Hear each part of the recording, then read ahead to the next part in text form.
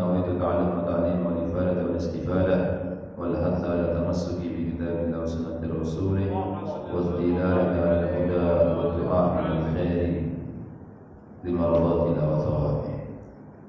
بسم الله الرحمن الرحيم. الحمد لله رب العالمين. اللهم صل وسلم وبارك على سيدنا محمد وعلى آله وصحبه أجمعين. أما بعد، قال المؤلف رحمه الله نفعنا به وبعلمه في دارين آمين. قال wa anwa'ul ghururi katsiratun, dan macamnya tipu itu banyak sekali, ya. Wa asnaful muhtarin, dan orang-orang yang tertipu minal muti'ina wa minal 'asina katsiratun, dan golongan orang-orang yang tertipu daripada orang-orang yang taat ibadahnya kepada Allah Subhanahu wa taala dan daripada orang yang bermaksiat kepada Allah juga banyak di antara mereka yang tertipu, tergelincir ke dalam perbuatan dosa. Wa min amsalil ghurur fi ahli ta'at, dan daripada contoh atau misal seorang itu tertipu dari golongan ahli taat, ahli ibadah kepada Allah Subhanahu wa taala, ayatlubal insanu al-ilma wa yusawwifu al-amal thumma yahtaju li nafsihi bima warada fi fadli al-ilmi wa fadli talabihi wa yaghfulu amma warada min al-dhammi wal wa'id ash-shadid fi haqqi man la ya'mal bi ilmi. Di antara contoh orang-orang yang berbuat ketaatan tapi dia itu tertipu, yaitu seseorang dia mencari ilmu wa yusawwiful amal, tapi dia meremehkan atau meninggalkan amal. Tsumma yahtaju li nafsihi bima warada fi fadli ilmi wa fadli talabi. Kemudian nanti di akhirat dia akan ditanya oleh Allah Subhanahu wa taala, kenapa kok punya ilmu tapi tidak diamalkan? Nah, ini orang punya ilmu tapi tidak diamalkan. Sama halnya orang ini berarti orang yang tertipu. Bahkan Imam Ibn Ruslan dalam Syahir Subatnya, ya, beliau mengatakan fa'alimun bi'ilmihi lam ya'malan mu'adzabun min qabli 'ubadil wathan. Dan seorang alim, seorang yang punya ilmu, orang yang mengerti ilmu tapi dia tidak mengamalkan ilmu yang dia dapatkan, mu'adzabun min qabli 'ubadil wathan, dia akan diadab oleh Allah Subhanahu wa taala sebelum orang-orang penyembah berhala. Jadi orang-orang yang penyembah berhala diadab sama Allah, tapi lebih dulu orang yang punya ilmu tapi tidak mengamalkan ilmunya. Jadi orang yang menuntut ilmu kemudian dia meninggalkan ilmunya, tidak dia amalkan ilmunya, maka dia akan ilmu tadi akan menjadi hujjah, akan membahayakan dirinya tatkala kelak di akhirat. Wa yaqfal amma warada min at-tamil wa'id asyadid fi haqqi man la ya'mal bi, dan dia lalai, lupa dengan ancaman dari Allah Subhanahu wa taala tentang orang-orang yang punya ilmu tapi tidak mengamalkan ilmunya. Wa minha, dan di antaranya juga ayyata'allama wa yu'allima lirriyasati wat tama'i fin nas. Seorang belajar ilmu tapi tujuannya tidak untuk mengamalkan ilmu. Tujuannya apa? Untuk mencari kedudukan. Saya belajar biar nanti dihormat orang, biar saya nanti jadi kiai. Nah, ini wa tama' fin nas, dan dia merasa tamak atas apa yang ada pada manusia, biar orang itu nurut semua sama saya. Saya biar jadi ketua ini, ketua itu. Ya saya belajar niatnya demikian misalnya. Nah, ini sudah termasuk orang-orang yang muhtadin, orang-orang yang tertipu.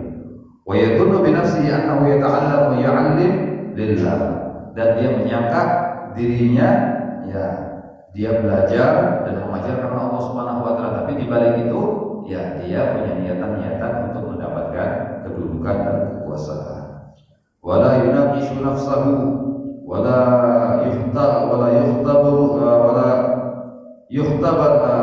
yukhtabar biha bi ahwali ahli ikhlas.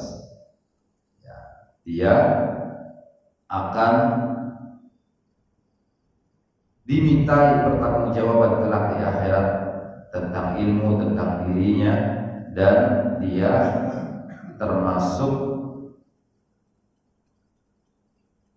dan dia tidak termasuk golongan orang-orang yang ikhlas dalam menuntut ilmunya Allah Subhanahu wa taala. Dan di antara orang-orang murtad juga minha ayyuka terus shalah wasiyam wa alil khair.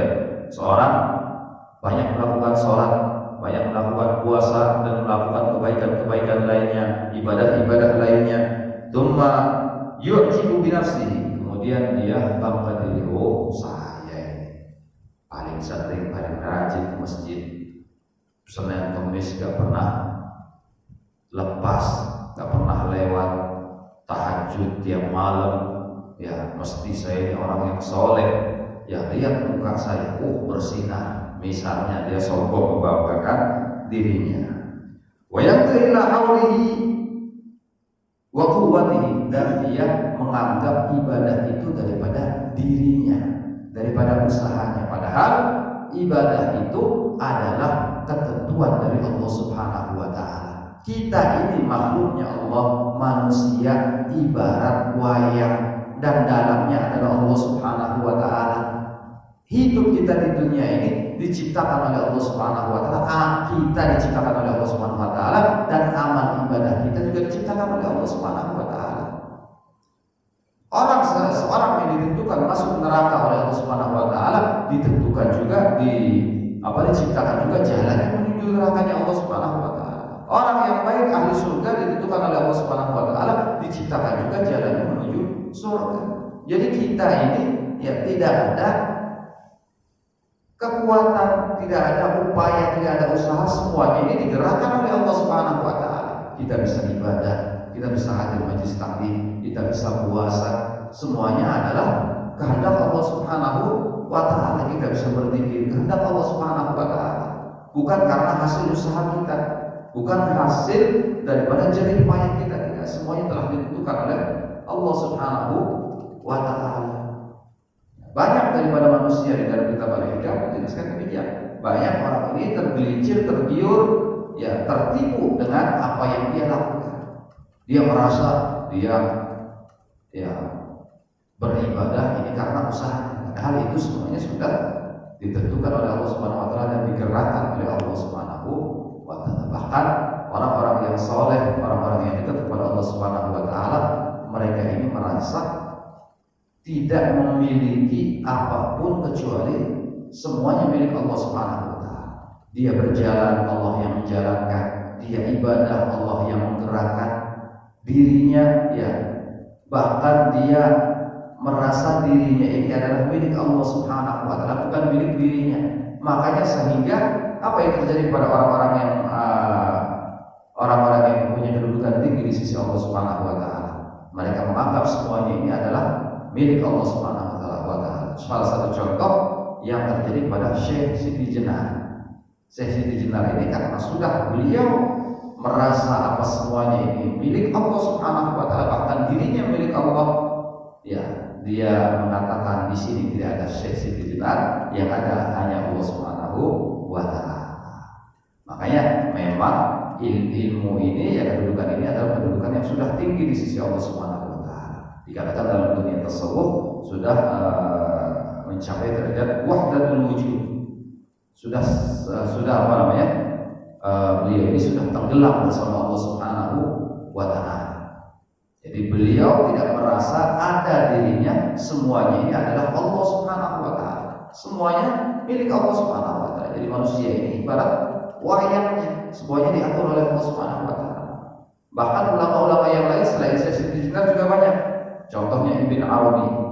Ibn Arabi itu pernah tatkala beliau mengajar mengatakan ma'budukum tahta qadam, yang kalian sembah itu ada di bawah telapak kaki aku, kata Ibn Arabi. Akhirnya ulama pada waktu itu bersepakat Ibn Arabi dipenggal karena takut ajarannya diikuti oleh orang yang awam dan tersesat orang-orang awam tersebut. Akhirnya dipenggal Ibn Arabi. Beberapa tahun setelah wafat Ibn Arabi, rumahnya dibeli oleh seseorang dan ingin dibangun. Ternyata digali di bawah tempat duduknya Ibn Arabi ditemukan banyak sekali tumpukan emas, dan orang pada waktu itu sedang mendewakan emas. Ya, mereka sedang mendewakan emas. Maka dari itu beliau katakan, yang kalian sembah itu ada di bawah telapak kaki aku. Ibn Arabi. Beliau sudah mencapai juga derajat wahdatul wujud. Beliau selalu tenggelam bersama Allah Subhanahu wa taala. Ya, jadi kalau di antara kita kembali ke pembahasan kita, ya di antara contoh orang yang tertipu tadi adalah orang yang rajin sholat, rajin puasa, rajin melakukan hal-hal yang baik, kemudian dia ujub, dia merasa bangga dengan dirinya. Oh, ini amal ibadah saya, ini saya, nah, itu. Wa yanzuru ila haulihi wa quwwatihi, dia melihat kepada kekuatannya dan usahanya, bukan dia kembalikan kepada Allah Subhanahu wa taala. Wa yarsa minnatullah alaih, dia lupa dengan pemberian Allah kepada dirinya, fi taufiqihi wa hidayatihi, dalam taufiknya dan hidayahnya. Wal ujub muhbitun lil a'mal, dan rasa bangga diri itu bisa menghanguskan amal kita. Kalau kita beramal baik, misalnya sholatnya ribuan rakaat, sholat tahajud, puasa Senin Kemis, bahkan puasa dahar, tapi dia berbangga diri, habis pahalanya dimakan oleh rasa ujub tadi. Tidak berbekas sama sekali pahala untuk dirinya tersebut. Jadi al-ujub muhbitun lil amal, bisa menjatuhkan, menghilangkan pahala daripada amal ibadahnya. Au yura'i bi ibadatihi wa yadruku bihal manzilah indan nas, atau bukan ujub, dia banyak sholat, banyak puasa, tapi dia ingin dilihat orang, oh ini masya Allah, ini berkatnya Pak Haji, ini masjid jadi bagus ini. Nah, ini misalnya untuk mendapat pujian, kedudukan pada masyarakat. Wa yadullu bi nafsihi al-ikhlas wa iradatu taqarrub ila Allah, tapi dia menyangka perbuatannya itu adalah ya perbuatan yang mendekatkan diri kepada Allah Subhanahu wa taala, dan dia merasa perbuatan ikhlas, padahal penuh dengan riya. Makanya hadirin bapak-bapak yang dimuliakan oleh Allah Subhanahu wa taala, kadang ada orang ini ya nyumbang ke masjid. Dari siapa? Hamba Allah. Sebetulnya tidak usah disebut hamba Allah, karena yang berhak, yang pantas disebut hamba Allah itu hanya bagi Nabi Muhammad sallallahu alaihi wasallam.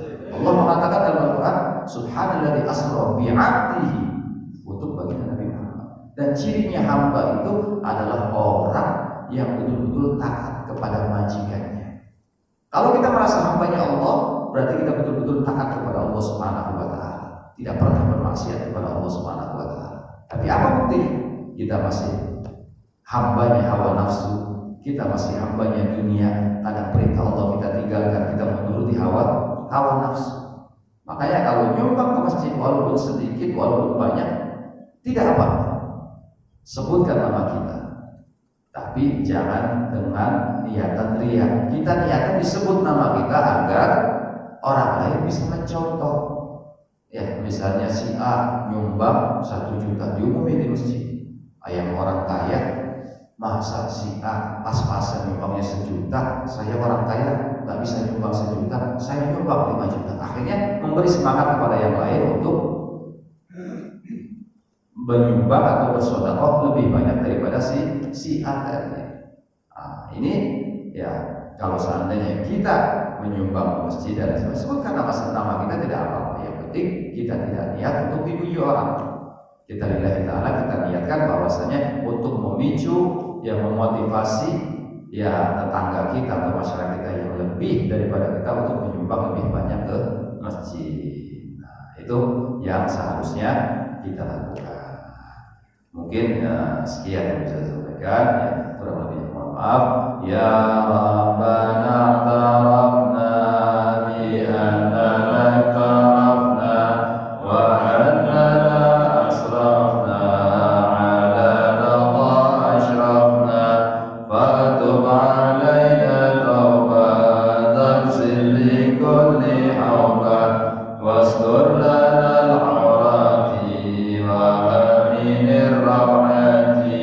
واغفر لوالدينا ربي مولودينا والآل والإخوان وسائر الخلان وكل ذي محبة أو جيرة وصحبه والمسلمين أجمعين حبي أسماء فضلا وجودا منا لا باكتساب منا بالمصطفى الرسول نعظى بكل سول صلى وسلم ربي عليه عد العبد وآله وصحبه عدد بشر الصحب والحمد للإله بالبدء والتناهي ربنا انفعنا بما علمتنا بعلم الذي ينفعنا وارزقنا بكرم وبدلنا في دينك مع القدر وتوفيقك